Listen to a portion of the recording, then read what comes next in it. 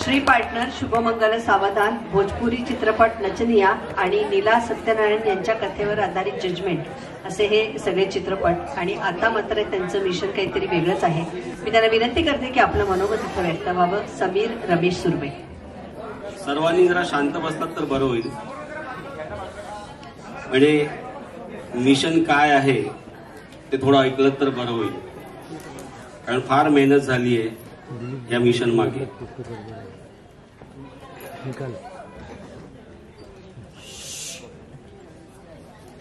काय music launch कार्यक्रम आहे, पण संधी आहे बोलायची तर बोलून घेतो।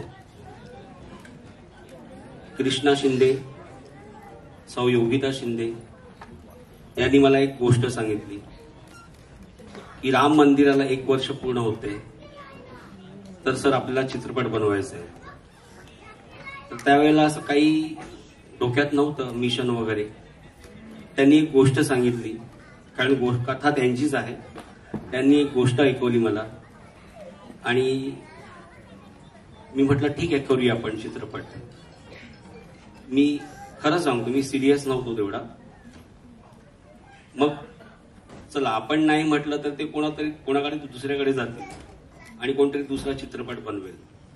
तर म्हटलं ठीक आहे आपण आपल्या पद्धतीने प्रामाणिकपणे 100% प्रयत्न करू चांगला होण्यासाठी, हा विचार होता। आणि स्क्रिप्टिंगला सुरुवात झाली आणि जेव्हा काम सुरू झालं, राम मंदिरावर चित्रपट करायचा आहे, हा विषय हाताळायचा आहे, हे जेव्हा ठरवलं तेव्हा मग झोकून दिलं। तर त्यांनी मला एक मोठी संधी दिली। या 5 वर्षामध्ये भरपूर काही मनात चालू होतं, भरपूर काही बोलायचं होतं। शेवटी अयोध्येत राम मंदिर झालं आणि आता 1 वर्ष पूर्ण होते। आपल्याला आठवत असेल मागच्या वर्षी हीच वेळ होती, अख्खा देश राममय झाला होता। सगळीकडे रामाची गाणी, अल्बम, कार्यक्रम जोशात चालू होते, जोरात चालू होते, झेंडे सगळीकडे लागले होते, कारण आपण राम मंदिराचा जल्लोष करायला तयार होतो। आज हीच वेळ आहे, आज 1 वर्ष पूर्ण होणार आहे पुढच्या महिन्यात आणि अजून काहीच नाही। पहिलं वर्ष म्हणजे दणक्यात व्हायला पाहिजे होतं, पण अजून काहीच नाही आणि मला माहित होतं हेच होणार आहे। राम ही माझी अस्वस्थता आहे आणि हेच या चित्रपटातून मांडण्याचा प्रयत्न केला आहे। राम मंदिर झालं, आता पुढे काय, हा प्रश्न या चित्रपटात विचारला गेला आहे। 500 वर्षाचा संघर्ष झाला, बरंच काही काही झालं, दंगली झाल्या, आंदोलनं झाली, कोर्ट कचेऱ्या झाल्या आणि शेवटी राम मंदिर तयार झालं, पण आता पुढे काय? मग ही अस्वस्थता, हे प्रश्न मनात भेडसावत होते आणि शिंदे सरांनी मला ती परमिशन दिली, संधी दिली आणि हा चित्रपट लिहायला सुरुवात केली। खरं सांगतो जे काही या चित्रपटात आहे ते फार मनातून आलेलं आहे। जी अस्वस्थता माझ्या मनात आहे, मला माहित आहे हीच अस्वस्थता, हेच प्रश्न आपल्या मनातही आहेत। आणि मग सुरू झालं की बाबा राम मंदिर झालं, आता पुढे काय व्हायला पाहिजे? तर काय आपण रामराज्य येऊ शकतं का? मंदिर झालं, मग रामाचे विचार, रामाचा आदर्श आपण कॅरी करणार आहोत का, की फक्त जय श्रीराम बोंबलत बसणार आहोत फक्त? आणि मग हा प्रवास सुरू झाला, हा चित्रपट तयार झाला। जे काही आपण इथे पडद्यावर पाहतायत हे सगळं 1 वर्षात तयार झालेलं आहे। मी आभार मानतो चित्रपट निर्मात्यांचे की त्यांनी मला ही संधी दिली, कारण जे मनात होतं ते बाहेर आलं आणि आता पुढचा प्रवास सुरू झालाय। एक मिशन म्हणून काम सुरू झालं आणि या मिशनचे आज तुम्ही सगळे इथे सभासद नको म्हणूया, सगळे तुम्ही आम्हाला जॉईन झालात, त्याबद्दल तुम्हा सर्वांचे आभारी। आज संगीत सोहळा आहे, रामाची गाणी आहेत चित्रपटात, पण आम्ही प्रयत्न केलेला आहे की खरा राम त्यातून बाहेर आणण्याचा आणि माझ्या मते तो या गाण्यातून आलेला आहे। आपण आता ऐकालच पुढे. सगळ्यांचे मी आभार मानतो. या प्रवासामध्ये निर्माते, सतीश सरांसारखे अभिनेते आणि बाकीचे माझे अभिनेता कलाकार सहकारी. कोणी स्टार नाही या चित्रपटात, पण एक ऍक्टर जेव्हा उभा राहतो आणि तो त्याच्या ऍक्टिंगने प्रूव्ह करून देतो की स्टार वॉर काही नसतं भाई, कॅरेक्टर असतं. आणि तुम्हाला सगळ्यांना उत्सुकता आहे कोण आहे या पडद्यावर हा, किंवा कोण आहे या चित्रपटात. तर या म्युझिक लॉन्च तर्फे एक हे निमित्त साधून आज मी आपल्या समोर माझे 2 महत्वाचे पात्र इथे इंट्रोड्यूस करणार आहे. पण त्यापूर्वी या चित्रपटामध्ये अजून एक व्यक्ती आहे, म्हणजे सतीश सर आहेतच, अजून एक व्यक्ती आहे की या लोकांनी जर खरंच कोऑपरेट केलं नसतं, मला नाही वाटत जर स्टार फिल्म मध्ये असते तर हा चित्रपट तयार झाला असता, म्हणजे अर्धवटच राहिला असता.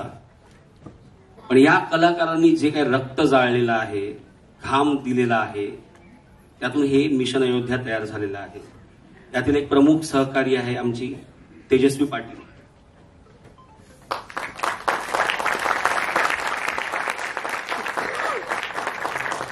चित्रपटामध्ये आमच्या स्वाती मॅडम आहेत.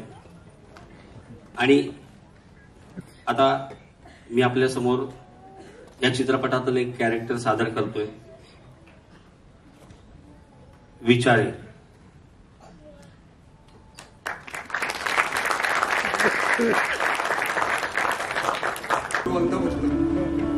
नाही कोणी दखल करणारा गुंड.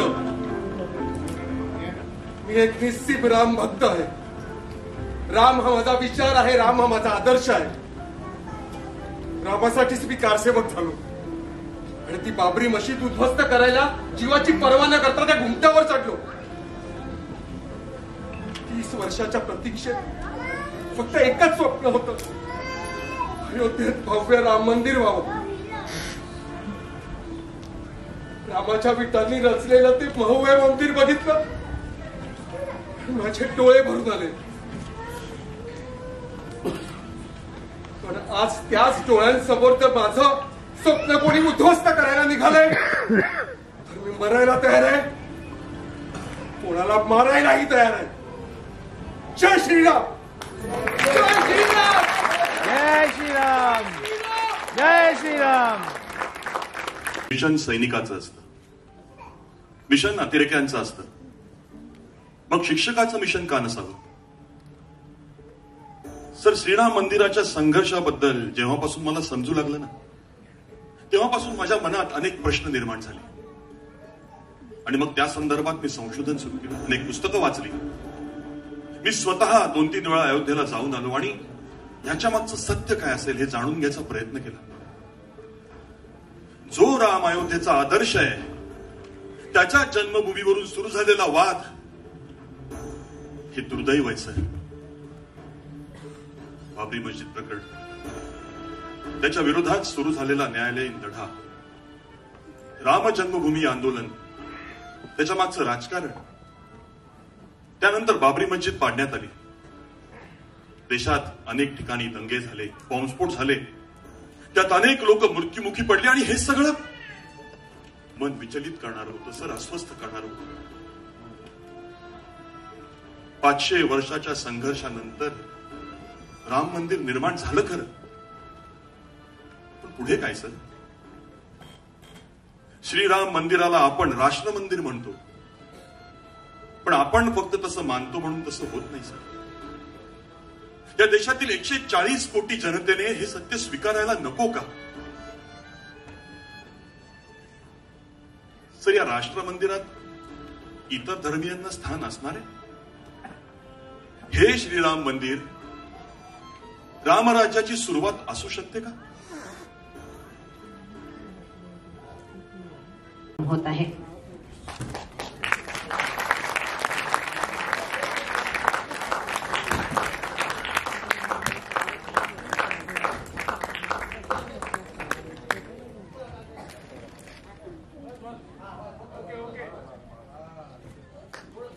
आपल्या टाळ्यांचा स्रोत मात्र कमी नको.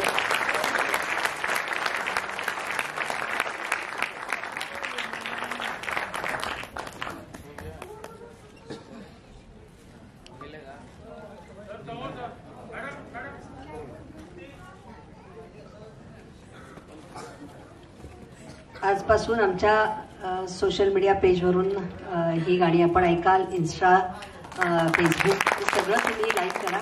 त्याच्यावर आता या चित्रपटातली गाणी यानंतर थोड्याच वेळात आपण ती पाहणारही आहोत.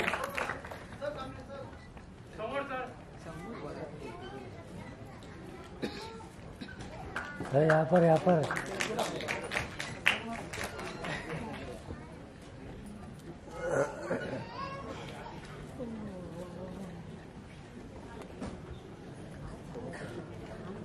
चित्रपटाचं संगीत करणं हे एक वेगळ्या पद्धतीने श्रीरामाचं शिवधनुष्य असं आपण म्हणूया.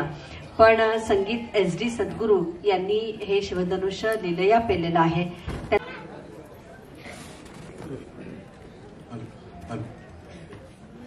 सर्वप्रथम इथे एवढ्या संख्येने आपण आलात. अपेक्षा नव्हती एवढं म्हणजे एवढा प्रतिसाद मिळेल. आज रविवार आहे, पुन्हा 30 बस जवळ आहे. पण तुम्हा सर्वांचे आभार. सर्वप्रथम तुम्हासाठी स्वतःसाठी टाळ्या मला एकदा ऐकायच्या. मनोगत मला तशी बोलायची सवय नाहीये जास्त, त्यामुळे थोडक्यातच बोलेन की जेव्हा समीरने ही म्हणजे जी स्टोरी ऐकवली, 2च गाणी करायची होती. दुसऱ्या गाण्याचं तर म्हणजे स्टोरीच वेगळी आहे. ते अगदी एडिट फायनल व्हायच्या आधी अगदी मला वाटते 15-20 दिवसापूर्वी ते लॉक झाले. पण ही गाणी करताना जी प्रेरणा मिळाली ती फक्त आणि फक्त प्रभू श्रीरामांमुळे मिळाली. आणि त्यांनीच हे काम माझ्या हातून, मी फक्त माध्यम आहे. मी गेले 17 वर्ष चित्रपट सृष्टीमध्ये म्हणजे ऍज अ संगीतकार काम करतोय. पण मी हे स्वतःला नव्याने रिइन्व्हेंट करतोय, रिस्टार्ट करतोय माझ्या आयुष्याला SD सद्गुरू म्हणून. आणि त्या प्रोजेक्टची सुरुवात मी प्रभू श्रीरामांच्या नावाने होते, त्या मिशनने होते, मिशन अयोध्येने होते. ही माझ्यासाठी खूप मोठी भाग्याची गोष्ट आहे. आणि सर्व टीमचे मी आभार मानतो की ह्या टीमचा मला म्हणजे हिस्सा तुम्ही बनवून घेतलात. धन्यवाद. अभिजित जोशी. पूर्वा. नमस्कार. मिशन अयोध्या या मिशन मध्ये सहभागी होण्याची संधी आणि भाग्य मला लाभलं. आपल्या सगळ्यांच्या शुभेच्छा आमच्या मिशन अयोध्याच्या मागे राहू दे आणि आमचं मिशन अयोध्या जगभर पोचू दे असं म्हणतो. समीर यांचा पहिला चित्रपट श्री पार्टनर आणि त्या चित्रपटाला खऱ्या अर्थाने आमचे नायक मिळाले सतीश पुळेकर. आणि समीर यांची जी चित्रपट दिग्दर्शक म्हणून जी एक सुंदर जो प्रवास होता तो सुरू झाला आणि त्याला कुठेतरी कारण सतीश पुळेकर झाले. असंख्य कलाकारांना घडवणारे श्री सतीश पुळेकर यांना इथे मी मनोगत व्यक्त करण्याची विनंती करते.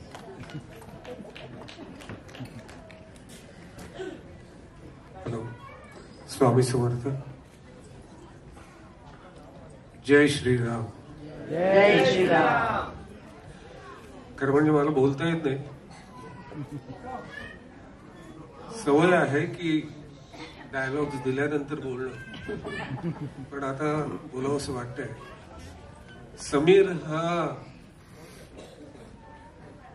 मी हे आपण काय म्हणूया की त्याची ट्रायल पाहिली या सिनेमाची, मिशन अयोध्येची, आणि त्यांनी इतकी मेहनत घेतली आहे. माय गॉड, म्हणजे मला आश्चर्य वाटतंय की त्या पोरांनी ज्या पद्धतीने हा सिनेमा केलाय त्याच्या मागे हे आहेतच निर्माते, पण सगळे कलाकार, समीर, एक टोटल टीम यांनी खूप मेहनत घेऊन अप्रतिम केलेला आहे हा सिनेमा. म्हणजे तो पाहताना असं वाटतं की बापरे, हे हा समीर हे करू शकेल. खरंच ग्रेट आहे. आणि हे सगळं श्रीरामामुळे झालेलं आहे, स्वामी समर्थांमुळे झालेलं आहे असं माझं मत आहे. आणि मी फक्त एवढंच सांगेन की आता ताई म्हणाले तसं की हा सिनेमा संपूर्ण जगभर जाऊ दे. धन्यवाद.